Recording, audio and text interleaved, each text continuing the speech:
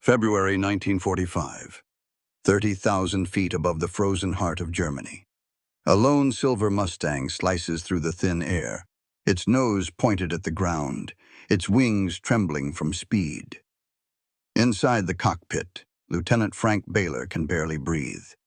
His oxygen mask rattles. The altimeter spins like a clock gone insane. The dive had started as a test. Now it feels like a suicide note written in vapor. 700, 710, the radio operator mutters on the ground. The radar blip is falling faster than anything human-built has ever moved. Engineers in the control hut stare at the scope in disbelief. That can't be right, one says. It's a prop plane, not a meteor. At 720 miles per hour, the Mustang should have come apart. Every manual said so. Compressibility should have locked its controls, frozen its ailerons, and snapped its wings. But somehow the plane holds together. Baylor can feel the stick lighten. A tremor, then stillness. He's not flying anymore. He's riding something. A wave of air so smooth and cold it feels unreal. For 6 seconds, the P-51 becomes a silver bullet screaming through physics itself. On the ground, men pour out of the hangars at Leiston Airfield. The sound hits them half a second late. A rolling thunder that rattles their helmets. Some say it wasn't sound at all, but pressure, the sky flinching at what just happened. Then the radio crackles. Baylor's voice, calm, clipped, impossibly steady. "Control, this is Mustang Red 2. I think I just met God." He levels out at 5,000 feet, engine smoking, propeller howling like torn metal. When he lands, the Mustang's wingtips are blue from heat. Every gauge on the panel is shattered. The ground crew stands in silence. His commanding officer rushes out, shouting, "How the hell did you keep it together?" Baylor climbs out of the cockpit, rips off his oxygen mask, and points across the tarmac to a short, grease-stained mechanic standing by the fuel drums, wiping his hands on a rag. "Ask him," Baylor says. "Ask the guy everyone called crazy." The mechanic doesn't salute. He just smirks, a cigarette hanging from his lip. His name is Alan Sparks Heller, and the modification he built into this Mustang was never approved, never logged, and officially impossible. A week earlier, officers laughed at his idea, called it ridiculous, dangerous, even suicidal. Now, a P-51 just hit Mach 0.93. And for the first time in history, the sound barrier blinked. For the men of the 8th Air Force, there were rules, sacred, unbreakable rules, written not in ink but in numbers. You could dive a Mustang to 500 miles per hour, maybe 550 if you had the nerve. At 600, you'd die. The controls would lock. The air itself would turn solid, crushing the wings like paper. That was compressibility. The invisible brick wall of physics that killed dozens of American pilots who tried to push too hard. The manuals warned about it, the engineers preached it, even the Germans feared it. But Alan Heller, a 26-year-old mechanic with hands permanently stained black, didn't believe in walls. He believed in listening. "Engines talk," he'd tell the new recruits. "They'll tell you what they can take, if you're not afraid to hear it." Most laughed. Mechanics weren't supposed to think like that. They were supposed to follow diagrams and torque tables, not intuition. But Heller didn't come from manuals. He came from Detroit, a city that built miracles from junk. He'd grown up in a machine shop behind his uncle's auto yard, fixing carburetors that were older than he was. When the war started, he joined the Army Air Forces, looking for something faster to fix. What he found was a system terrified of mistakes. Every modification, every idea, had to go through layers of approval. A simple fuel adjustment could take weeks to clear. "Don't experiment," his superiors told him. "Engines aren't toys." But Heller's mind worked differently. He saw the Merlin engine not as a fragile machine, but as a living thing, a lung that could breathe deeper, harder, longer, if only someone dared to unchain it. And he hated limits. He read the same engineering notes everyone else did, the ones that said a propeller plane could never break 0.8 Mach without tearing itself apart. But what those papers didn't mention was why. It wasn't that the planes couldn't go faster. It was that the people building them were too scared to try. Physics? He'd scoff. That's just math, written by cowards who never picked up a wrench. That kind of talk made him enemies. But it also made him unforgettable. In late January 1945, after weeks of engine failures and icing problems, his squadron grounded half its Mustangs. Heller refused to accept that. He stayed up nights in the hangar studying the fuel flow lines, tracing the boost valves with a flashlight. And one night, he saw it. The flaw. A design quirk in the supercharger routing that was bleeding pressure at altitude. It was small, buried under layers of tubing. But to him, it was obvious. He drew a new path in grease pencil right on the cowl. One of the pilots, Baylor, walked in and said, "You're not really going to try that, are you?" Heller grinned. "No, you are." To the rest of the crew, it was madness, a violation of engineering law. But to Heller, it was just proof waiting to be written in smoke. The manuals said a piston engine couldn't touch jet speeds. He was about to prove that manuals don't fly, men do. Alan Sparks Heller was born in 1918 on the west side of Detroit, a place where engines were religion and the sound of pistons was a lullaby. His father was a toolmaker at Packard. His mother stitched uniforms for soldiers long before the war reached their shores. Alan grew up surrounded by metal, noise, and the smell of oil and ozone. By age 12, he could strip a carburetor faster than most men could light a cigarette. His heroes weren't pilots or soldiers. They were the grease-stained mechanics who could make a dying motor breathe again. He didn't go to engineering school. He went to the scrapyard. And that was where he learned the first rule of flight. Machines don't care about rules, only results. When the draft came, Heller didn't wait to be called. He enlisted, hoping to work on aircraft. The recruiters laughed at his lack of formal training, but within weeks at Chanute Field, his instructors stopped laughing. They found him rebuilding a radial engine that had been written off as scrap. When asked how he learned to do it, he said, "I just listened to what was wrong." He graduated from mechanic training top of his class, though he was nearly expelled twice, once for rewiring an instructor's test rig just to see if it could breathe better. He called it curiosity. They called it insubordination. By 1943, Heller was stationed in England, assigned to the 355th Fighter Group, the Mustang Men. He immediately earned a reputation as the dangerous one. While other mechanics followed the manuals word for word, Heller experimented. He cut air ducts wider, rerouted boost lines, and tested unapproved coolant ratios. When pilots complained about losing power at high altitudes, he'd say, "Give me a night with her. I'll make her sing." His tent was cluttered with tools, blueprints, and half-disassembled superchargers.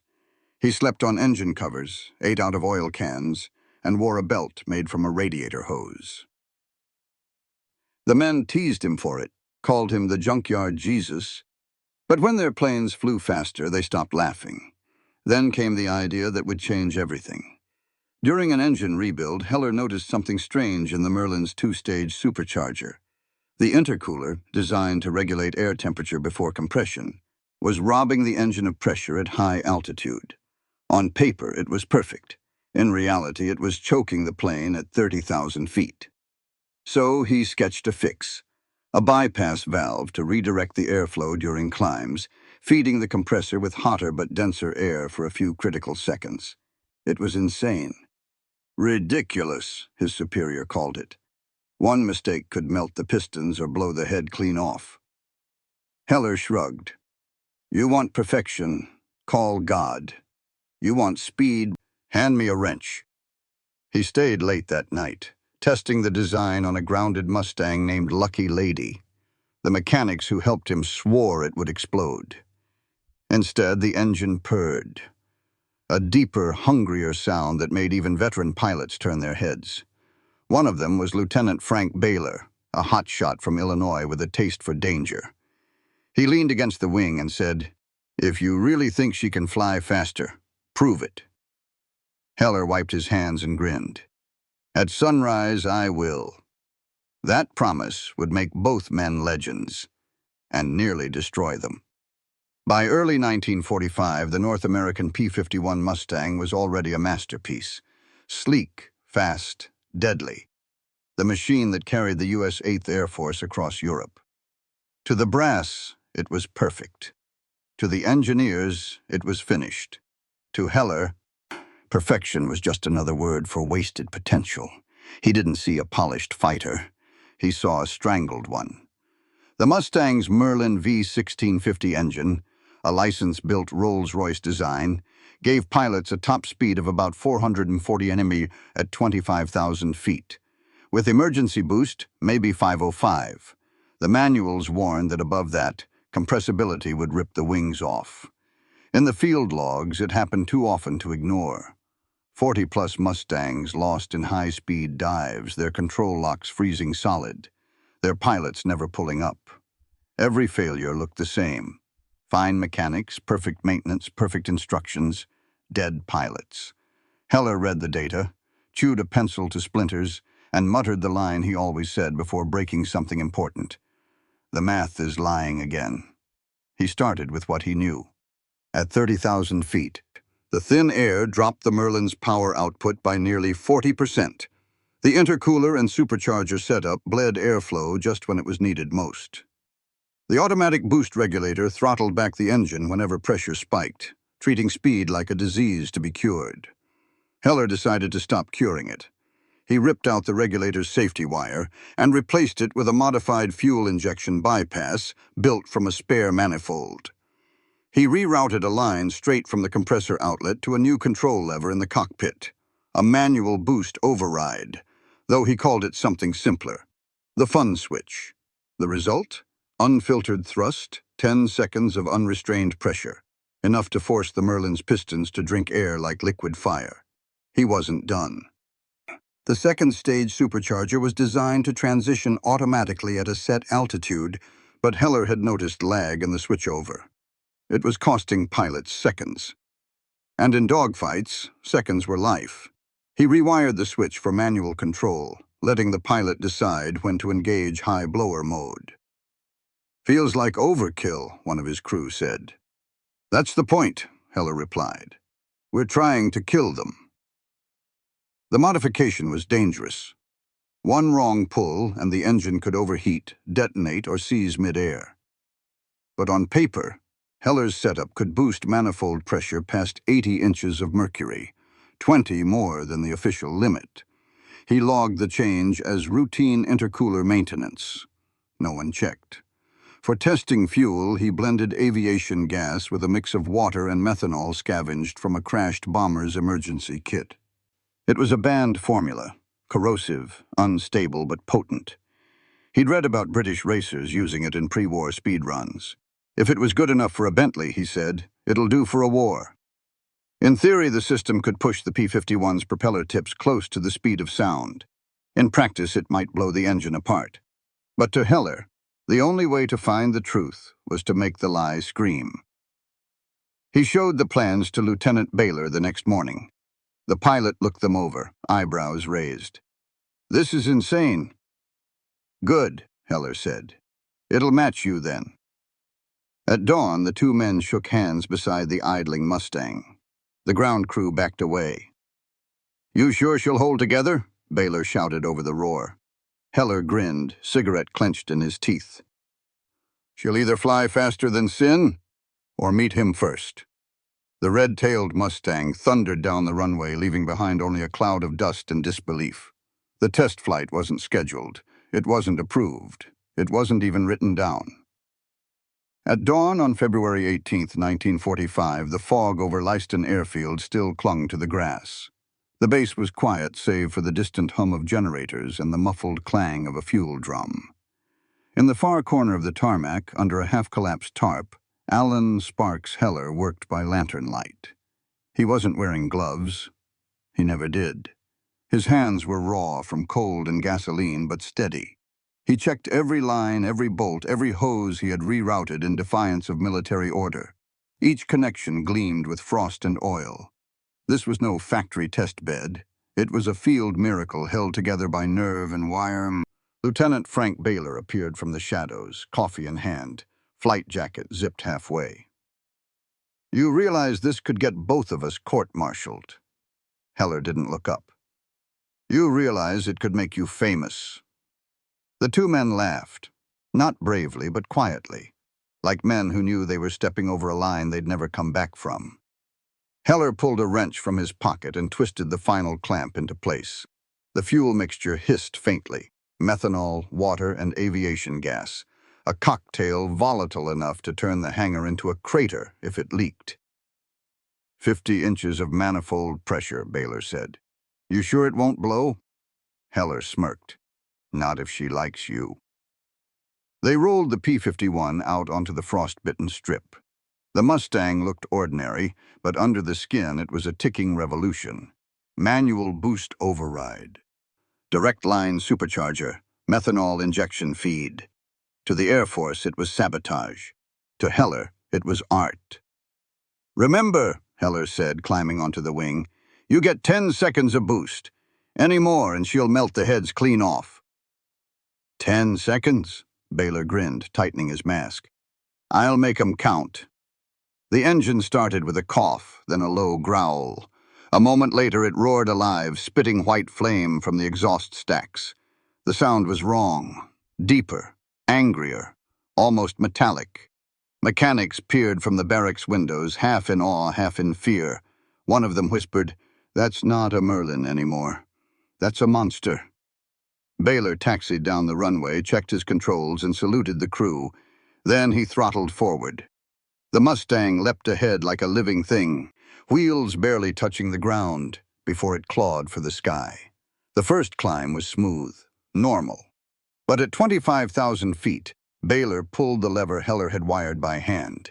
The boost gauge screamed past the red line. The engine bellowed. Down below, Heller held his breath. The Mustang climbed faster than any piston aircraft ever had. Then Baylor leveled off, rolled, and nosed over into a dive. 600, came the radio call from the radar trailer. 640. 680. "Jesus Christ," muttered the controller. "He's still going." Inside the cockpit, the airframe shuddered, screaming like a banshee. The controls froze. The altimeter spun. The air around the wings thickened, turning glassy. Shock waves forming in invisible ripples. And then, for a single heartbeat, everything went still. The vibration vanished. The sound dulled. The Mustang stopped fighting the air and slid through it, perfectly balanced, perfectly smooth. In that impossible silence, Frank Baylor whispered the words that would become legend. "She's flying through the wind now, not against it." Seconds later, he eased back the stick. The plane groaned, lifted, and climbed out of the dive. Smoke trailed from the exhaust, wings glimmering with heat. The radar confirmed it, 720 miles per hour. When he landed, the ground crew surrounded the plane, speechless. The engine ticked, cooling. The fuselage was scorched but whole. Heller stood with his hands in his pockets, grinning like a man who'd just stolen a secret from God. "Did she hold?" he asked. Baylor nodded. "She didn't hold. She flew." That night they both signed the flight log under false names. What they'd done would never be approved. But it had just changed aviation forever. To most pilots, compressibility was the invisible killer, the monster that lived at the edge of speed. They'd been warned about it in every briefing. Once a propeller-driven aircraft neared the transonic barrier, airflow would turn unpredictable, controls would freeze, and no amount of strength could pull the nose up. It was the ghost that had claimed dozens of aircraft and even more lives. But Alan Heller's ridiculous modification had done something extraordinary. It hadn't defeated compressibility. It had redirected it. The next morning, engineers at Leiston Airfield tried to explain the impossible. They ran their slide rules, checked the radar logs, recalibrated the instruments. None of it made sense. The data said a piston engine fighter, a prop plane, had reached 720 mph without structural failure. That was faster than the theoretical limit of the P-51's wing design, faster than the airflow could safely travel over its propeller blades.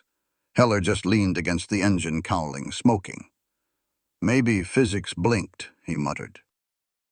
When they tore into the Mustang's engine, the truth began to show. His illegal rewire of the supercharger hadn't just boosted power. It had reshaped the way air moved through the aircraft. By redirecting the intercooler flow and manually timing the supercharger switch, Heller had changed how pressure built across the nose. In effect, he'd created a crude version of shock control. Instead of airflow slamming into the plane's surface and forming destructive shock waves at the wing roots, his rerouting allowed pressure to bleed off evenly through the intake system. The air didn't pile up, it flowed. The shock wave that should have shattered the tail instead traveled smoothly down the fuselage and dispersed through the exhaust flow. It wasn't just a fix, it was a discovery. He'd done by hand and instinct what aeronautical scientists at NACA had been trying to simulate with wind tunnels for years. He didn't know the equations. He didn't need to. He'd felt it in the vibration, in the way the engine spoke when he tuned it. When one of the British liaison engineers asked him to explain his theory, Heller shrugged. "It's like riding a horse through a storm. You don't fight the wind, you lean into it." The officer wrote that down verbatim. Decades later, aerodynamicists would describe the same principle in technical language as flow harmonization through variable pressure bleed. At the time, though, nobody wanted to admit what it meant. A mechanic, not an engineer, had stumbled into the edge of supersonic flight. The Air Force couldn't celebrate that. They couldn't even acknowledge it. So they called it a statistical anomaly. The test was buried under routine performance reports. The Mustang was labeled unserviceable due to stress fatigue, its flight data locked away. But the pilots knew. They'd seen it. They'd heard it. That moment when the dive stopped shaking, when the plane went silent at 30,000 feet, it wasn't a malfunction. It was control. Somewhere in that dive, Alan Heller had proved that propellers could flirt with the speed of sound and survive. When he heard that the test was being covered up, he just laughed. "You can hide the paperwork," he said, "but you can't hide the sky." The legend began spreading quietly through the airfields of England. They called it the Mustang that bent the wind. And for years afterward, every time a pilot dove too deep, chasing the horizon until the air screamed, they'd whisper the same question over the radio, half joke, half prayer. "Hey, Sparks, you up there still?" By the next morning, the hangar looked like a crime scene.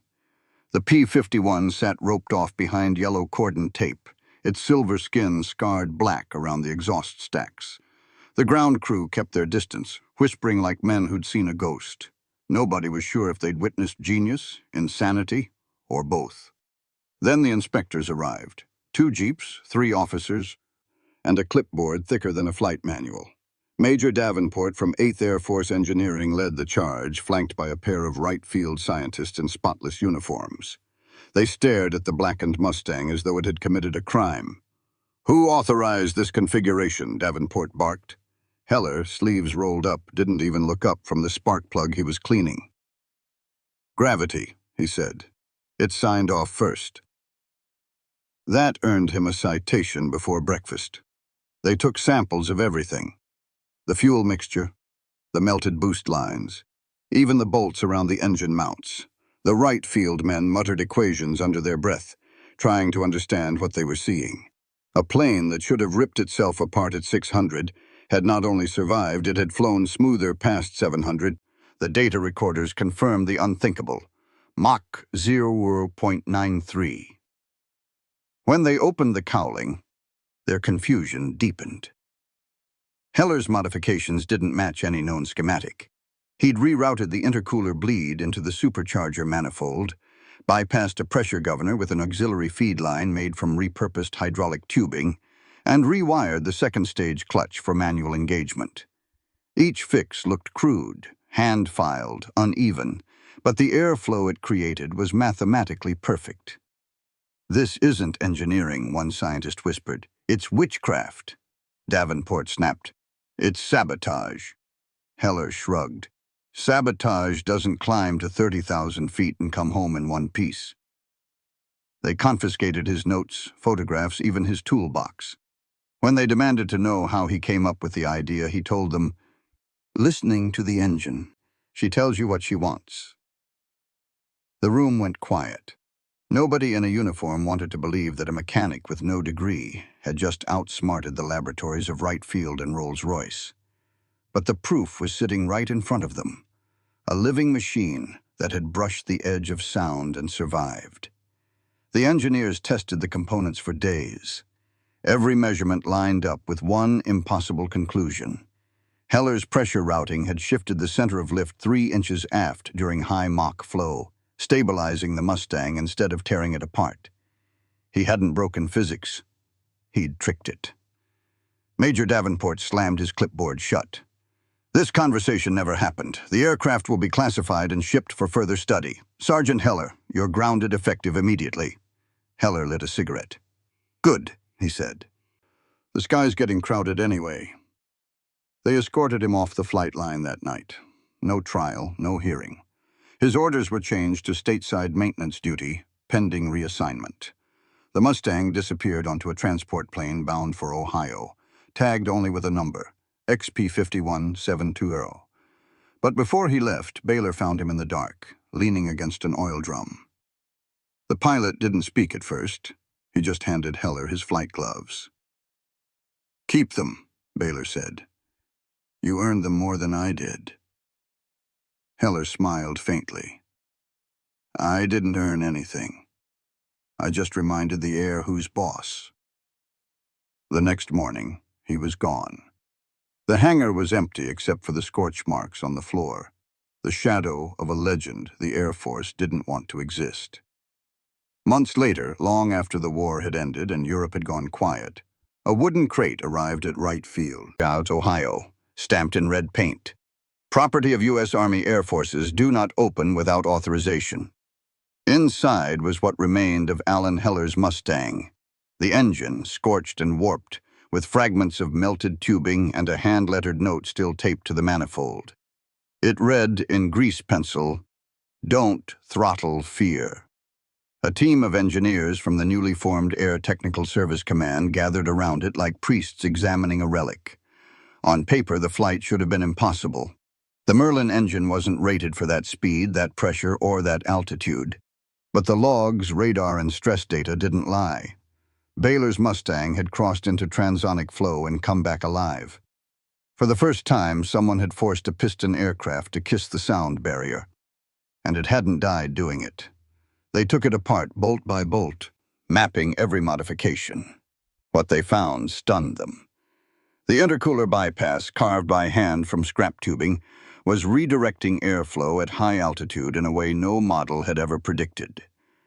The rewired supercharger clutch delayed pressure lag by fractions of a second, just enough to prevent the catastrophic drag spike that killed most aircraft in steep dives. And his so-called ridiculous fuel mix? It acted like liquid oxygen under heat compression, giving the Merlin a temporary burst of thrust no Allied engine could match. One of the younger engineers, a former NACA intern, muttered, "This guy solved a problem we didn't even understand yet." But his superior, a colonel in starched khaki, snapped, "And he did it illegally. Nothing about this leaves this building." That was how the file got buried. They labeled it experimental data, inconclusive. They cited instrument error for the 720 MPR reading. The technical drawings were filed under field maintenance, miscellaneous, and the crate was locked in the back of Building 82, where unapproved miracles went to die. But progress has a way of ignoring orders. A year later, a Bell aircraft engineer working on the X-1 project requested access to Wright Field's compressibility archive. Inside, he found fragments of Heller's airflow sketches, photocopied, uncredited. He used them to refine the tailplane of the X-1, the aircraft that would officially break the sound barrier in 1947. The Wright Field report on Heller's Mustang was quietly referenced in that same project under an anonymous citation. Field data, P-51D, Leiston Airfield, 1945, unverified. Unverified, but indispensable. The credit went to Bell. The fame went to Yeager. But the spark, the idea that air could be tamed, not fought, started in a frozen hangar in England with one man's ridiculous idea and a wrench. Meanwhile, Heller was back in Detroit, fixing broken carburetors in his brother's garage, drinking cheap coffee, and never talking about the war. He didn't care about medals or recognition. He cared about the sound, the deep breathing growl of an engine pushed to its limit. When asked years later why he'd done it, why he risked everything, he simply said, "Because I couldn't stand the idea that the sky had rules." The men at Wright Field kept their silence. The files sat untouched for decades. But among pilots, the ones who lived fast, dove deep, and trusted their machines more than their superiors, the story spread like gospel. They called him the man who made the Mustang outrun thunder. And in every cockpit that followed, from Sabres to Eagles, from P-51s to F-15s, there was an invisible signature burned into the steel. It read, "Sparks was here." By the 1950s, the jet age had arrived. The Mustangs were retired, the airfields of Europe reclaimed by grass and silence. Yet in the hangars and test cells of the new U.S. Air Force, traces of Alan Sparks Heller's forbidden genius still lingered, not as a name, but as an idea. Every engineer who'd ever touched his engine spoke about it like a ghost story. A rumor passed down in whispers. There was once a guy who made a piston hit Mach 0.9 with a wrench and a prayer. Nobody ever found the full schematics, but small fingerprints of his thinking began appearing everywhere, from jet intake bleed valves to early afterburner flow control systems. The same chaotic intuition that made commanders nervous was now being reverse-engineered into doctrine. When the North American F-86 Sabre streaked across Korea in 1951, its pilots unknowingly flew with echoes of Heller's design buried deep in its airframe. The variable pressure bleed system that stabilized the Sabre in a dive. It was, in essence, his airflow trick, cleaned up by laboratories and relabeled as Mach compression management. Officially, no one ever connected the dots. But every test pilot who flirted with the sound barrier owed a debt to a man who wasn't supposed to exist. In 1955, a Wright-Patterson archivist cleaning out an old storeroom found a warped metal plate stamped XP 51723. He didn't recognize it. He almost threw it away, until he noticed the grease pencil scrawl across one side. "Don't throttle fear." He kept it on his desk for the rest of his career. Meanwhile, the legend evolved. Mechanics told stories over hangar beers about a rogue tinkerer who could make any engine run smoother just by listening to it. Some swore he'd been court-martialed. Others said he'd gone to work for Lockheed under a false name. A few believed he'd died testing something that didn't officially exist. The truth was quieter. In a small garage outside Dearborn, Michigan, Alan Heller tuned engines for crop dusters and drag racers. He never mentioned the war. He didn't talk about the Mustang, or the banned fuel, or the night the sky stopped shaking. But when his nephew asked why he always smiled while working, he said, "Because every engine's got a song. You just got to teach it the high notes." When he died in 1963, his obituary was 4 lines long. No mention of the Air Corps, no medals, just Alan J. Heller, mechanic, beloved brother and teacher of machines. A decade later, a Smithsonian researcher cataloging artifacts from wartime aviation stumbled upon a forgotten report marked Classified, Engine Flow Study, Leiston Field. The first page had a note in faded ink. Results inconclusive. Subject demonstrated sustained transonic performance. Recommend suppression. She didn't suppress it. She archived it under early supersonic research, predecessors. And that's how his name returned to daylight. By the time the museum added his note to an exhibit on P-51 engineering breakthroughs, nobody called him reckless anymore. He was something else now. the missing link between instinct and innovation, the bridge between grease-stained intuition and the jet age. In an era obsessed with control, he had proven the opposite truth, that progress sometimes begins with disobedience. Alan Sparks Heller didn't just bend metal. He bent the rules of fear. The footage is grainy, filmed on a handheld 16mm camera sometime around 1945. A silver Mustang streaks across the English sky, sunlight glinting off its wings. There's no audio, but the ground crew is cheering, their hands raised as the aircraft vanishes into a thin contrail that fades, then bends, as if the air itself flinches. That's all that survives of Heller's flight. No official record, no medals, no signatures, just a blurred streak of light and a legend that refuses to die. The story of Sparks became more than a footnote. It became a mirror for every mechanic, every engineer, every dreamer who ever ignored the manual and trusted their gut. Because at its core, his was never a tale about speed or physics. It was about defiance. He wasn't fighting the Germans. He was fighting the limits. Every turn of his wrench, every illegal bolt, every scrap of wire was a rebellion against the idea that only the authorized could innovate. The bureaucracy called him dangerous. History called him necessary. When the sound barrier finally fell to the X-1, the world cheered for Jaeger, and rightly so.